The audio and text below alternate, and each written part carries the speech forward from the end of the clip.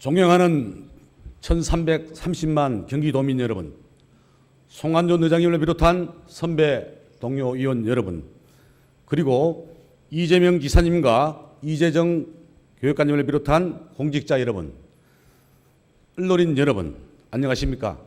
행정안전위 소속 더불어민주당 구리 출신 임창열 의원입니다.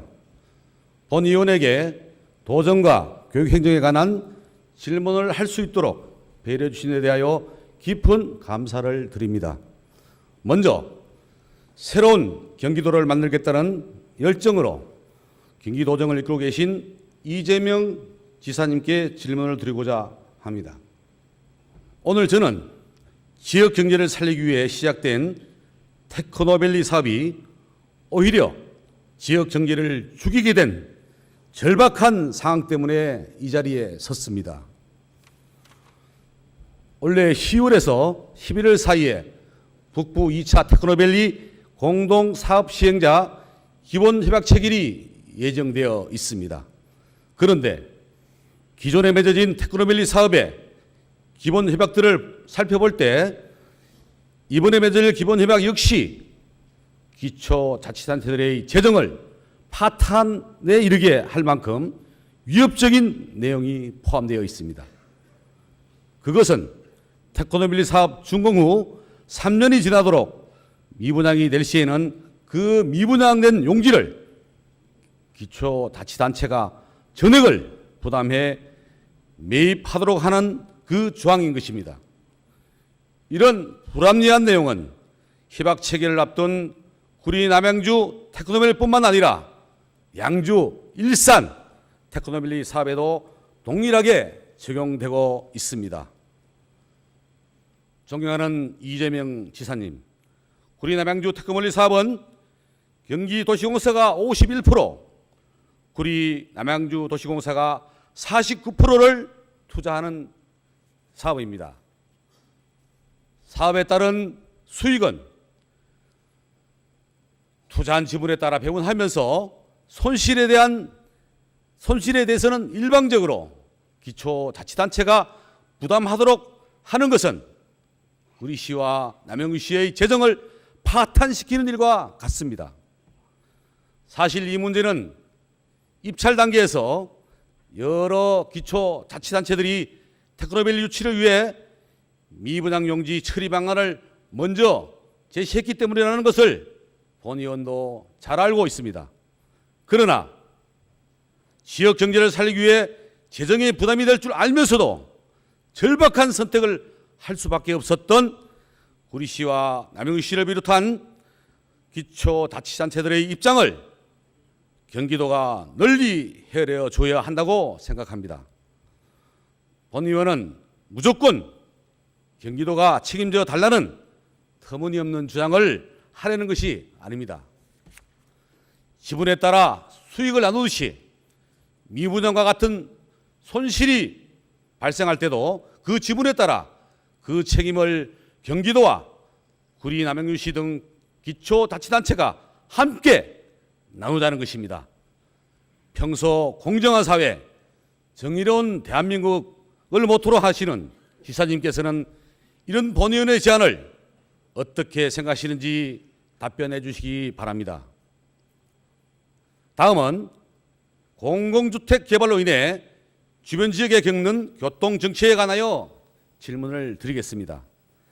최근 남양주시 일대 다산지구, 별내지구 등의 대규모 공공주택 개발 사업으로 인해 해당 지역의 인구는 약 15만 5,209명, 교통량은 하루에 약 28만 1,228대가 증가한 것으로 추산됩니다.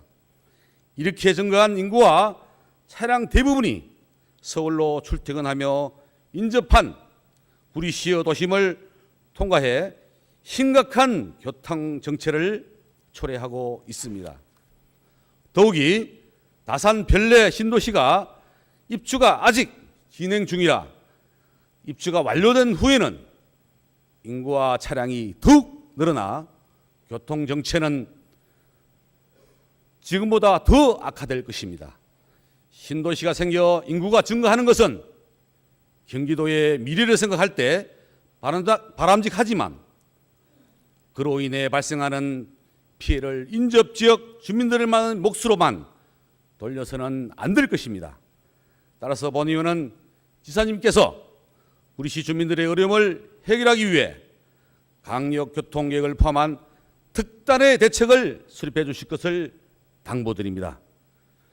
구체적으로는 강병북로를 지방도로로 지정관리해 지역개발에 따른 교통 수요에 적극적으로 대응하고 다산지구 등 남양주 동남부 지역의 원활한 교통 소통을 위해 수석동과 하남시 선동교차로를 연결하는 한강교량의 건설도 반드시 필요하다고 생각합니다. 이재명 지사님의 현명한 결정과 이에 따른 답변을 기다리겠습니다.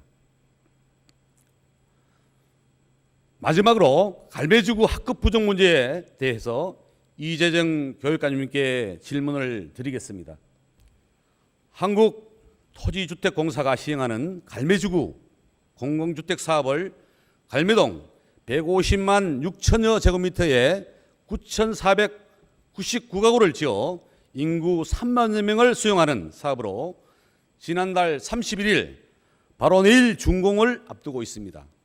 그런데 준공도 하기 전에 잘못된 인구 추정으로 갈매지구의 어린이들은 열악한 환경에서 공부해야만 할 처지에 놓여 있습니다.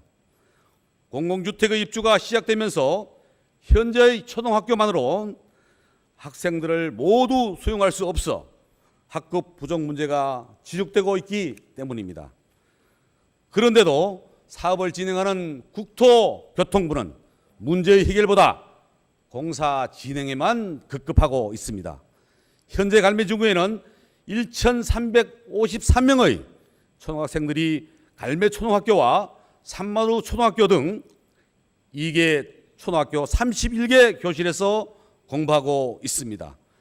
그런데 내년에 초등학교에 들어가는 7세 어린이들이 초등학교 6학년이 되는 2024년에는 갈매지구의 초등학생 숫자가 2,708명으로 증가합니다.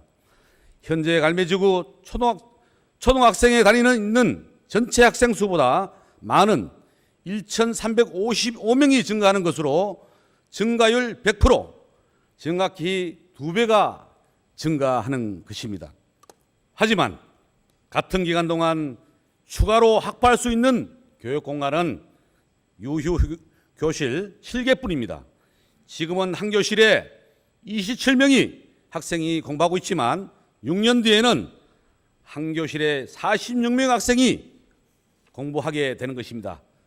따라서 본 의원은 갈매지구 자족유통시설 내 유치원, 초등학교, 중학교 신설과 함께 갈매초등학교 증축이 반드시 필요하다고 생각합니다. 지역 주민들도 상황의 심각성을 너무나 잘 알고 있습니다. 주민 설문조사 결과 96%의 주민이 유치원, 초등학교, 중학교, 통합학교 신설에 찬성했습니다.